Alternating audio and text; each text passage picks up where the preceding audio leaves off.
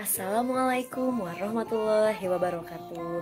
Selamat pagi anak-anak, pagi semangat, salam sejahtera untuk kita semua. Yang mana hari seperti biasa hari Rabu ini semoga tetap ada dalam keadaan sehat, bahagia, kemudian tentunya ada dalam lindungan Allah Subhanahu wa taala.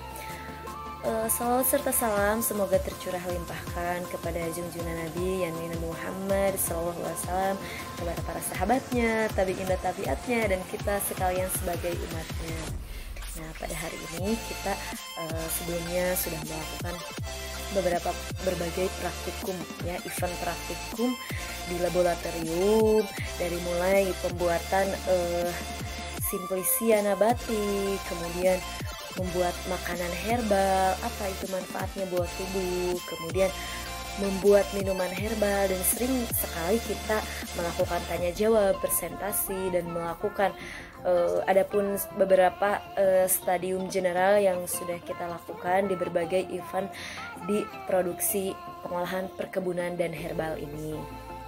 Nah, untuk itu selain membuat, kita perlu mengetahui ya bahwa tanaman herbal itu adalah tanaman atau tumbuhan yang diidentifikasi mengandung berbagai kandungan yang untuk berfungsi pencegahan penyakit ya, penyakit di dalam tubuh kita maupun jamur, patogen dan lain-lain bisa dicegah dengan berbagai tanaman herbal. Nah, tanaman herbal ini ada ya, kita mengulas beberapa materi tentang tanaman herbal ini. Nah, kita akan mengulas beberapa materi tentang tanaman herbal. Yang pertama jahe zingiber officinale, tumbuh di ketinggian 1500 mdpl kecuali jahe gajah 950 mdpl. Kemudian kurkuma longlin. Kurkuma longlin juga sama, tumbuh di ketinggian 1500 mdpl, curah hujan 3000 sampai 4000 mm per tahun. Nah, pH-nya 5 sampai 6 ya di zingiber dan kurkuma longlin. Oke, kemudian kita berpindah ke Alpinia galangan. Nah, Alpinia galangan ini bisa tumbuh di 0 sampai 1500 mdpl. Berarti Alpinia galangan ini bisa tumbuh di dataran rendah maupun di dataran tinggi.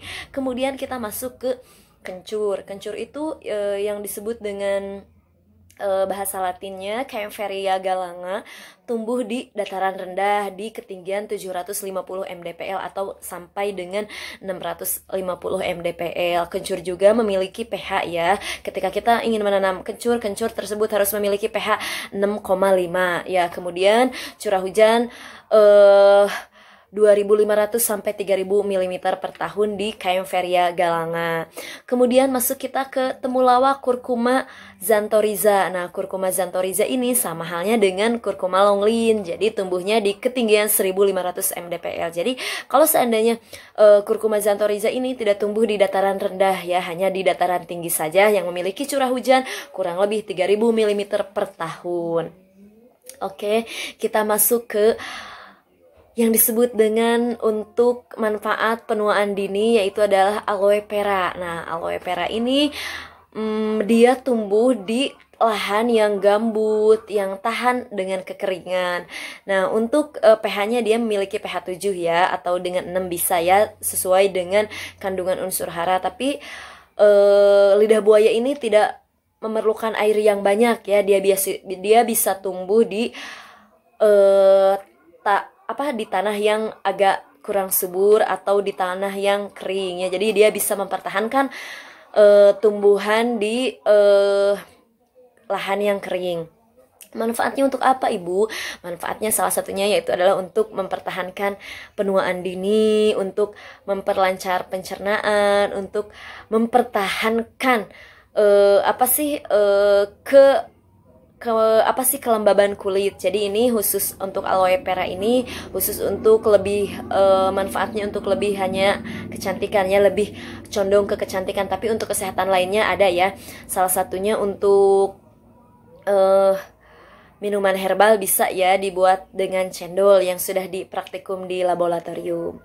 Oke, kita masuk ke kumis kucing, Orthosipon aristatus. Kumis kucing ini bisa hidup di dataran tinggi maupun di dataran rendah ya. Orthosipon aristatus. Orthosipon aristatus ini berfungsi untuk menghilangkan zat-zat toksin atau alfa toksin yang ada di dalam tubuh kita. Salah satunya zat anti kanker, kemudian anti inflamasi, kemudian anti ginjal juga Orthosipon aristatus. Nah, pengolahannya seperti yang sudah kita ketahui dibuat simplicia ya, simplicia teh ya. Jadi dibuat teh, kemudian setelah dibuat teh dikeringkan, diminum airnya ya. Biasanya itu memiliki kadar kadar minuman yang sangat pahit ya, tapi teh tersebut pahit tapi mengandung manfaat yang sangat sungguh luar biasa. Kita masuk ke daun kemangi. Daun kemangi itu apa sih? Oncium afrisanum. Oncium afrisanum ini memiliki kandungan senyawa yang untuk menetralisir peredaran darah, kemudian untuk menghambat emosi ya, tekanan-tekanan emosi, tekanan-tekanan darah tinggi itu dicegah dengan Orthosipon aristatus.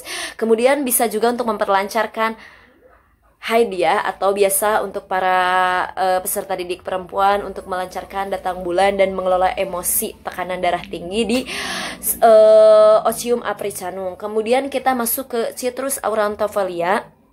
Citrus aurantifolia ini kita lebih dikenal dengan jeruk nipis ya, sapaan-sapaan di kalangan masyarakat. Citrus aurantifolia ini tumbuh di dataran rendah maupun di dataran tinggi. Dia memiliki manfaat untuk memberikan wangi-wangian di dalam makanan dan memberikan kehangatan untuk tubuh selain Zingiber officinale ya. Jadi Zingiber officinale dan Citrus aurantifolia ini sering sering diaduk, dimix untuk membuat minuman herbal. Salah satunya untuk obat batuk ya, obat batuk kering. Jadi jahe itu Zingiber dan Citrus aurantifolia ini suka diberikan itu ya, campuran mix untuk membuat minuman herbal.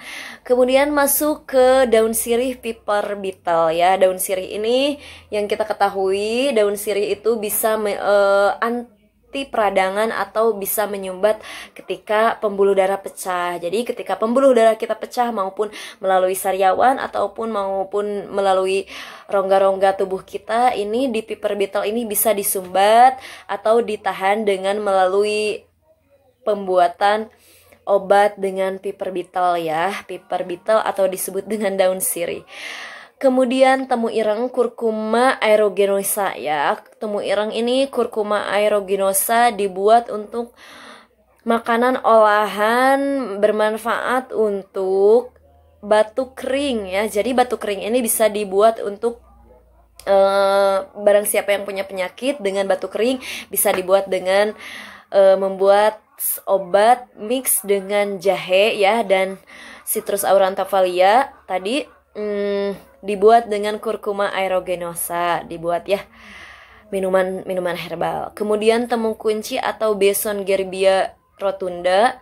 Temu kunci ini tumbuh di dataran tinggi ya, dan di bawah naungan tanaman-tanaman seperti tumbuhan tingkat tinggi ya. Jadi kayak tumbuh di bawahnya pohon sengon atau tumbuh di bawah-bawah tumbuhan yang tinggi.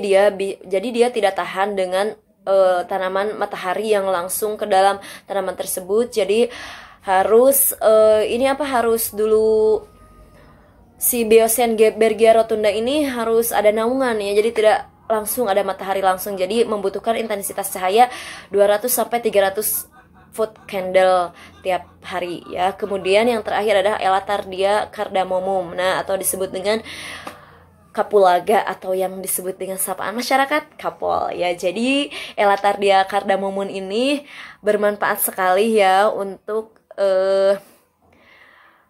obat-obat kimia ya, kimia farma ini dimix, dibuat, dimanfaatkan sehingga manfaatnya cukup sangat besar ya bagi alfa toksin atau kanker. Kemudian bisa juga obat batuk dan obat yang bermanfaat lainnya.